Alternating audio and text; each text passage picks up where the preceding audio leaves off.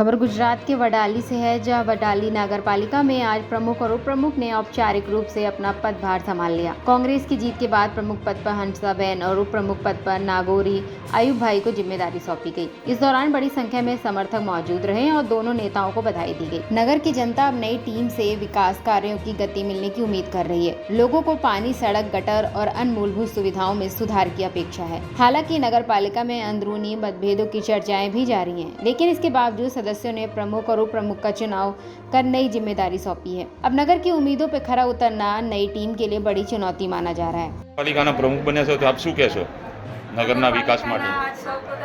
ઉપસ્થિત રહે માટે આભાર અને વડાલીનું કોઈ બી કામ વિકાસ 24 સભ્ય થઈને અમે કરશું સાથે મળીને, અને કોઈ બી ફોલ્ટ આવે તો અહીંયા આવીને કહેજો, અને કોઈ ભૂલ ચૂક થાય તો એમ કે નગરપાલિકા આવીને સમસ્યા હોલ્વ કરશું.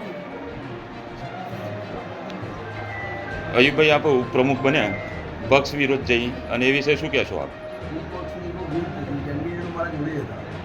હવે મેન્ડેટ મળેલું હતું, મેન્ડેટના વિરુદ્ધ કેટલા જણા ગયા હતા? તમને ખબર હશે, તો આપ મારી વાતો બધા અમે પક્ષના સાથે જ છીએ.